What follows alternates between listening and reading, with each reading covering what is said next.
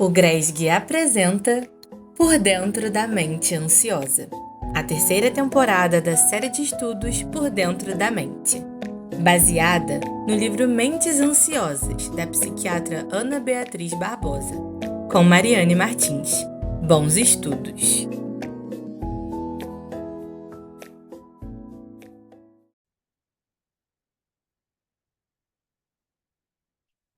Olá, pessoal, tudo bem com vocês? Como vocês sabem, meu nome é Mariane Martins. Vamos dar hoje continuidade ao estudo do livro Mentes Ansiosas, da doutora Ana Beatriz, que é parte da nossa série de estudos aqui do GRES, Estudos da Mente. E hoje nós vamos dar início à sétima aula sobre esse livro. Vou começar a compartilhar aqui com vocês. Só um segundinho, por favor. Acho que foi. Acho que foi. Então, hoje a gente tem a nossa sétima aula desse material, né? Como eu comentei, é um livro escrito pela doutora Ana Beatriz Barbosa Silva. A gente está fazendo uma sequência de estudos sobre esses livros, que têm o tema de transtornos da saúde mental como foco, e esse livro de agora, como o nome já sinaliza, fala um pouquinho sobre ansiedade. Só que como a ansiedade é algo muito amplo, a gente está entendendo vários tipos de transtornos que estão associados à ansiedade e que se manifestam das mais diferentes formas. Na aula de hoje, a gente vai ter o estudo de dois capítulos. O primeiro desses capítulos fala sobre fobias específicas, que é basicamente quando o medo é totalmente desproporcional e incompreensível. E aí, quando a gente traz esse enfrentamento do medo, você passa a ter a certeza de que ele jamais se tornará algo maior que você. Então, esse é o cerne do capítulo e vamos entender um pouquinho melhor o que que são essas fobias específicas, tá? Antes disso, eu trouxe aqui a nosso divertidamente, né, do medo. eh, E esse divertidamente do medo é só uma ilustração para a gente entender um pouquinho do significado do que é medo. Todo mundo tem medo. Todo mundo tem medo de alguma coisa que não sabe o que que é, que gera algum tipo de ansiedade, de insegurança, de angústia. E esse medo, ele tem proporções diferentes, né? Alguns são pequenininhos, são os medinhos, outros são grandes, e são aqueles grandes medos, medões que a gente tem. Mas independente da intensidade, ter medo é ter alguma questão, algum receio sobre uma determinada situação, um determinado contexto. E aí, eu estava procurando sobre exemplos de medo, né? E eu achei muito legal essa figura que eu trouxe, na verdade, é uma imagem de um jogo que eu nunca tinha visto antes, mas achei bem interessante. O jogo se chama Arremedo, tá? Arremedo.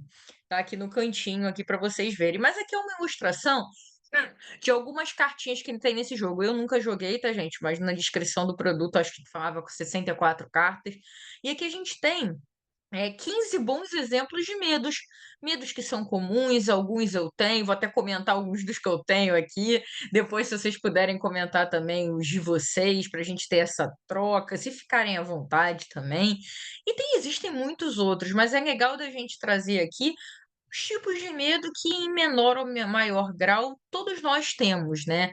Então, fala aqui medo de insetos, medo de ficar sozinho em casa, medo de sangue, medo de falar dos seus sentimentos, esse eu tenho um pouco, medo do escuro, medo de elevador, medo de andar de carro, de dormir sozinho, de cobras também tenho, tá, pessoal? De dentista, de multidão, de ser esquecido em algum lugar, de trovões e relâmpagos, mais um para minha conta, tem também.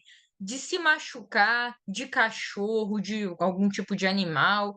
Então, assim, existem vários medos que, em maior ou menor grau, as pessoas vão ter, e não é errado ou certo ter medo. Eu comentei aqui para ilustrar. Eu tenho muito medo de cobra e sou completamente apaixonada por cachorro, mas ambos são animais, claro que com características diferentes, é natural, mas assim, fato é que os tipos de medo são muito particulares de cada um. E ter medo é normal. Tem muitos casos, o medo vira uma proteção, um senso de defesa, de proteger de algum perigo, de alertar para algum comportamento, alguma situação que a gente precise ficar mais atento. Medo, ele é parte de quem a gente é. Qual é o problema? Que como tudo que a gente vem falando nos aspectos dos transtornos mentais, o problema está na intensidade, na frequência, nas sensações que são geradas a partir desse medo. E aí, um exemplo desse medo em excesso são as fobias específicas. Aí, quando a gente vai entender o que que é uma fobia específica, é um medo desproporcional, absurdo, muitas vezes inadequado e incompreensível. E esse medo faz com que a pessoa que tem essa fobia, diante daquela situação temida, muitas vezes apresente sintomas físicos de desconforto, de outros sintomas, e às vezes até só de imaginar a situação indesejável já provoca efeitos físicos, efeitos psicológicos. Então, uma fobia é como se ela fosse um medo muito intensificado que traz algum tipo de sofrimento e que se manifesta, inclusive, no nosso corpo, tá, gente? E aí, o livro divide aqui em alguns grandes grupos, né? Deixa eu falar de um. Animais, como eu falei, vai desde animais considerados perigosos, venenosos, como alguns tipos de cobra, alguns insetos, muita gente tem pânico de barata, de lagartixa, é até bem comum. Alguns até medos de animais considerados domésticos, como é o caso de cachorro, gato, são fobias relacionadas a esse grupo, tá, gente? Não necessariamente quem tem medo de uma coisa, fobia de um animal vai ter do outro, é só uma categorização para a gente entender um pouquinho, tá? Também existe o grupo das fobias de coisas em ambientes naturais, enchentes, grandes tempestades, alagamentos, trovões, raios, ventania, qualquer alteração vinculada aí à natureza. Sangue e materiais perfuro-cortantes também é muito normal, gente que desmaia, às vezes, vendo agulha, que não gosta de olhar para alguma coisa de sangue, vê sangue, passa mal, tem ânsia de vômito, às vezes a pressão baixa, isso também é bastante comum. Um outro grupo aqui é lugares específicos, quando você tem medo de passar num túnel, de ficar dentro de um elevador, de estar em algum tipo de ambiente, de repente algum ambiente muito cheio, de multidão. E o outro grupo aqui, o quinto grupo que ele traz é fatos geradores de sensações desagradáveis. Então, às vezes você vê alguma coisa que é muito fechada e isso te causa uma sensação de estar sufocando e aí não conseguir respirar direito, ou de repente você vê alguém passando mal e se sente enjoado, e você tem fobia de ver alguém ali, de repente, vomitando, porque isso também te afeta fisicamente. Então, é esse tipo de contexto que traz alguma sensação desagradável. Então, ela classifica nesses 5 grandes grupos, mas lembra, tá, gente? O joguinho que eu mostrei no slide passado mostra 15, tem 64 cartas só no jogo, imagina na vida real. Então, tem muitos e muitos medos. Isso aqui é só para a gente tentar entender um pouquinho das categorizações mais comuns que existem, tá? E aí, ela traz um ponto interessante no livro que eu trouxe aqui como atenção também para a nossa conversa, que, diferente de outros transtornos da mente, as fobias muitas vezes são subnotificadas. Às vezes a gente tem um registro menor do que de fato existe na sociedade, no nosso, nas pessoas que são próximas da gente, enfim, na gente mesmo. Por quê?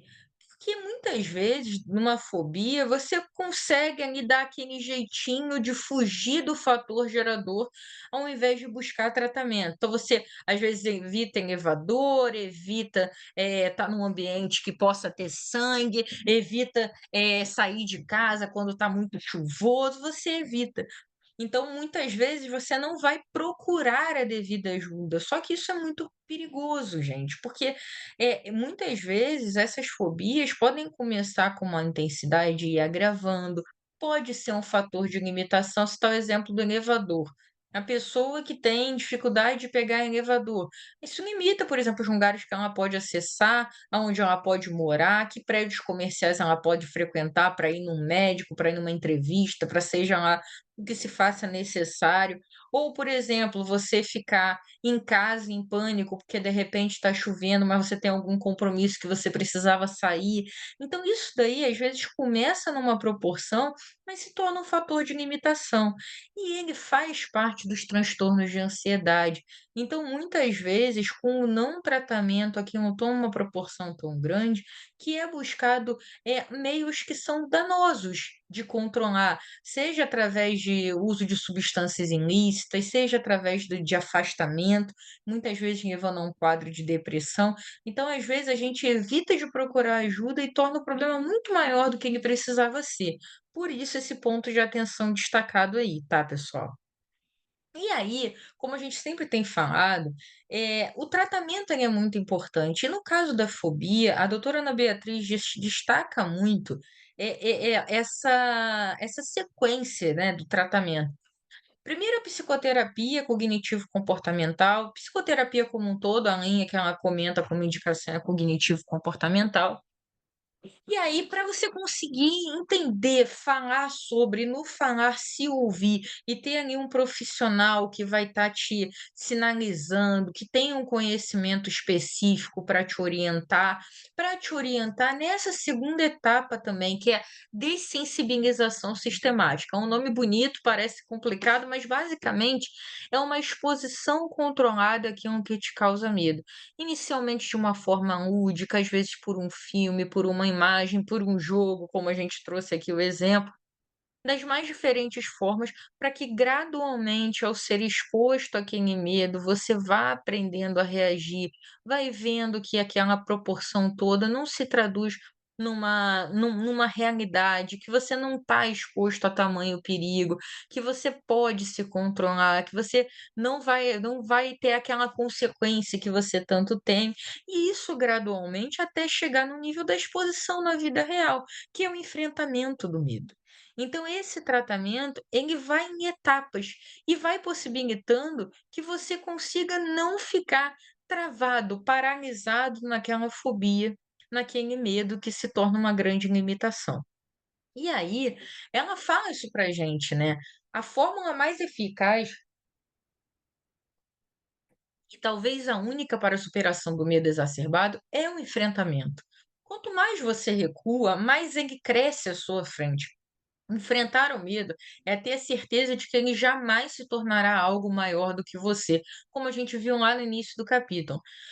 Medos patológicos muitas vezes são como grandes lendas que a gente conta para a gente mesmo, mas quando a gente deixa de acreditar nela, deixam de existir. Então, às vezes parece um sonho inalcançável essa frase, porque muitas vezes aquele medo não é racional, ele não é proporcional. E quando a gente vai gradualmente se expondo com a orientação de um profissional, com a nossa rede de apoio, a gente consegue ver que aquelas consequências não são reais e isso vai fazendo com que esse medo diminua até ele ficar bem pequenininho. Então, essa etapa do tratamento é fundamental antes que a fobia se torne uma coisa ainda mais crítica, tá, pessoal?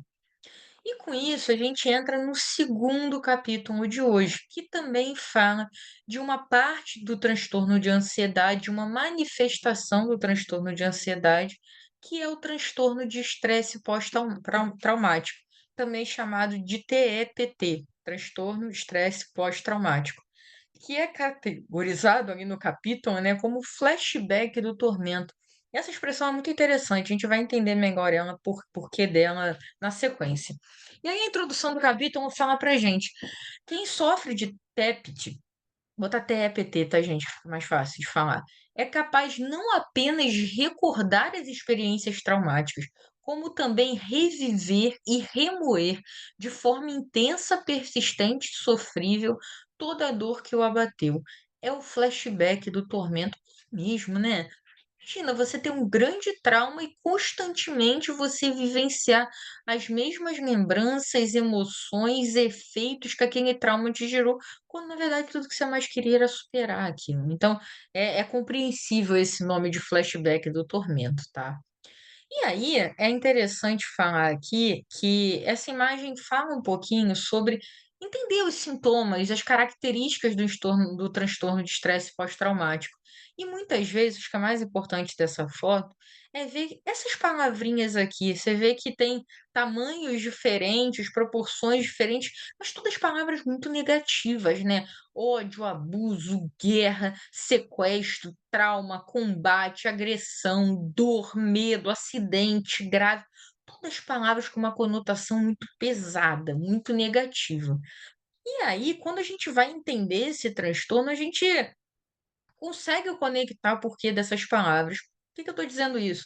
Muitas vezes os portadores desse transtorno são pessoas que passaram por eventos de natureza muito intimidadora ou trágica. E esses eventos marcaram profundamente e desencadearam uma série de sintomas físicos e psíquicos, sinalizando que o trauma não foi superado. E aqui é interessante pontuar, tá, gente? Cada um de nós é um indivíduo. Como as coisas vão repercutir em mim é diferente de em vocês, que é diferente do familiar de vocês ou dos amigos.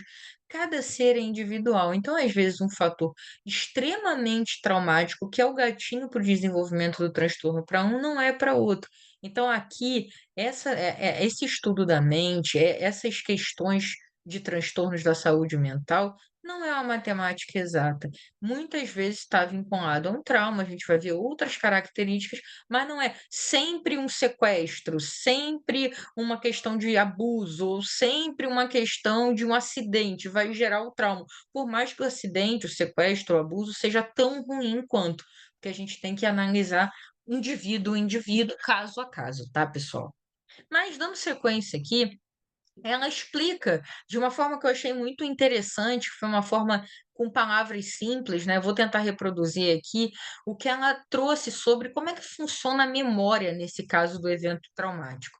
A nossa memória, ela tem como se fosse uma memória profunda que armazena vivências, experiências, emoções complexas, situações que marcaram a gente profundamente, e tem a memória imediata. Essa memória imediata, ela vai estar como se fosse numa superfície que a gente consegue acessar sem pensar muito. Por exemplo, quem dirige.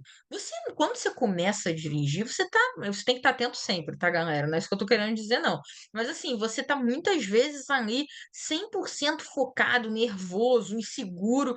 E quando você dirige, você tem que estar atento naturalmente, porque existem outras pessoas, existem muitos fatores acontecendo, mas você não pensa, agora eu tô passando a marcha, eu tenho que apertar a embreagem, agora eu tenho que para manobrar, eu tenho que fazer olhar um lugar tal.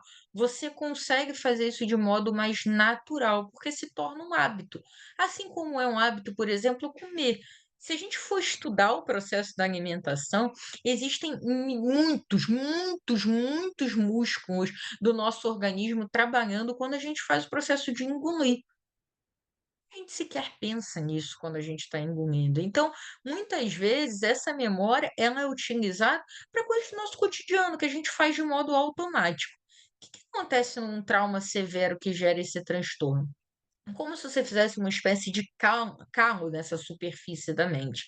E aí, você aciona aquele trauma o tempo todo, porque ele está na sua memória imediata. Então, às vezes, as coisas mais básicas que acontecem no dia a dia se tornam um gatilho para aquele trauma, para aquela situação. E vou citar um exemplo que a doutora Ana Beatriz trouxe no livro. Uma pessoa que tinha sofrido um assalto e o assaltante estava usando uma roupa de mecânico sujo de graxa. E aí, toda vez que ela passava por uma oficina mecânica, ela tinha um gatinho, ela tinha uma reação. Então não estava relacionada à oficina, mas a remeter àquela pessoa que cometeu o assalto e que estava usando uma roupa que era característico de um profissional da área mecânica que trabalhava nessa área. Então, às vezes, esses gatinhos estão tão na superfície que qualquer coisa corriqueira aciona ele. E no que aciona, traz muitos efeitos no nosso corpo.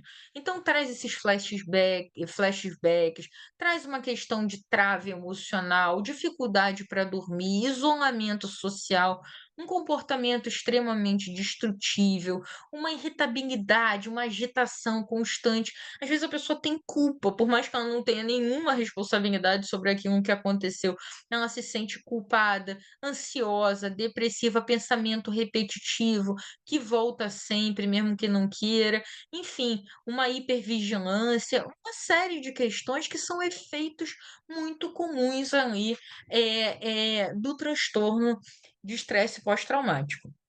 E aí a gente traz algumas outras características, tá, pessoal? E aqui é interessante falar mais uma vez. Quem dá diagnóstico é o profissional da saúde. Não dá para nenhum de nós lermos um livro, por menor que seja o material, e nos autodiagnosticarmos. O que a gente tem é que, a partir da identificação de algum sintoma, procurar um profissional da área, tá, pessoal? Mas aqui a doutora tenta trazer algumas características que são faróis para diagnosticar esse evento desse transtorno pós-traumático. Uma primeira coisa é a questão que a gente já falou bastante aqui de alguma coisa que tenha acontecido de natureza traumatizante na vida daquela pessoa. E aqui uma observação que não precisa ser o evento aconteceu hoje, amanhã você tem que estar com um transtorno pós-traumático. Não é isso. Às vezes é um evento que aconteceu há meses atrás, mas que aconteceu e gerou toda uma questão, e isso se manifestou depois, passado algum tempo. Então, isso também pode acontecer, não é necessariamente no momento imediato. A duração do trauma, né, quando ela fala também, quando a gente passa por uma situação de estresse, de trauma, é comum no primeiro momento a gente ter certos tipos de reação mais intensas. Se esse tempo se prolonga mais de um mês, já é considerado um estresse agudo, e se ele se prolonga a partir de uns 3 meses, ele é considerado o transtorno de estresse pós-traumático, junto com outras características analisadas conjuntamente. Resposta fisiológica e emocional, a gente acabou de descrever no slide anterior alguma delas, tá? Enfim, taquicardia, muitas vezes, pânico de sair de casa, e questões de dores no corpo, de músculo mesmo travado, enfim, uma série de respostas, tá? Além das que a gente trouxe no slide anterior. A questão das recordações vivas e intrusivas. Então, é cotidiano, lembra a todo tempo, mesmo quando não se quer lembrar, mesmo quando não se está pensando nisso. Às vezes, uma coisa do teu dia faz você lembrar e vivenciar tudo aquilo novamente, mesmo que você não esteja voluntariamente pensando no assunto. Sofrimento psicológico, porque é isso, uma coisa que traumatizou e você está vivenciando de modo corrente, toda hora, repetidamente, aquilo vai te gerar um efeito psicológico, né? E também aqui ela traz que em muitos pacientes acontece uma trava emocional, como se fosse uma anestesia, que não apresentavam antes do ocorrido. A gente se lê um pouco sobre o assunto, tem gente que não quer mais se comunicar, não quer mais falar, ou não demonstra o mesmo nível de afeto, como se fosse uma anestesia emocional de fato. E aí, quando a gente olha o todo desses sintomas, eles vão servindo de faróizinhos, de alerta. E em conjunto, eles ali, muitas vezes, nem tudo vai estar presente, mas muitas vezes alguma dessas características em conjunto compõem ali, o dia a dia do portador do transtorno de estresse pós-traumático, tá? E aí, para a gente fechar, a aula, o capítulo e o estudo de hoje, eu vou trazer uma frase que a doutora trouxe na última linha do capítulo, que eu achei muito interessante, tá? Que ela traz uma frase de Belchior que fala: "Passado é uma roupa que não nos serve mais". E é difícil, né, quando a gente para pensar uma coisa que traumatizou, que trouxe tanta dor, a gente não consegue tirar aquilo da nossa história. Não adianta a gente vir aqui e tentar uma coisa que não é possível. Aquele trauma fez parte da nossa história, gerou dor, gerou sofrimento, mas chega uma hora que a gente precisa deixar para trás, e a gente não precisa estar sozinho nesse processo. Como todos os transtornos da mente, é um trabalho conjunto de medicações, sim, que fazem parte, que precisam ser dadas para conseguir equilibrar os nossos no funcionamento da mente, os nossos hormônios, os nossos pensamentos, a nossa neurotransmissão. Então, esses medicamentos, eles fazem muitas vezes parte do tratamento, assim como a psicoterapia, o tratamento psicológico, que tanto se faz importante para a gente conseguir entender, processar as emoções, conseguir, como a gente trouxe no capítulo anterior, ter uma condução profissional daquele medo que se apresenta, daquele trauma que se apresenta, e a questão da rede de apoio. Ter pessoas à nossa volta que compreendam. Se você tem alguém perto de você, eu sei que às vezes causa tristeza, que causa uma vontade, uma sensação de impotência, porque você quer ajudar e não sabe muito bem como. Está aí, ou como é. incentivando a busca da ajuda médica e terapêutica. A forma de ajudar é estando presente para o que aquela pessoa precisar, é ajudando, é conversando, é ouvindo, é acolhendo. Tudo isso faz parte de ajudar, porque quem tem o transtorno, quem está sofrendo por um trauma, está sofrendo mais do que qualquer um de nós que possa estar incomodado com a situação. Então, que a gente seja fonte de apoio também a todos aqueles que precisam e que quem tem esse transtorno também possa se abrir para aceitar ajuda, para aceitar amor, para aceitar acolhimento. É isso, pessoal. Muito obrigada por vocês estarem aqui.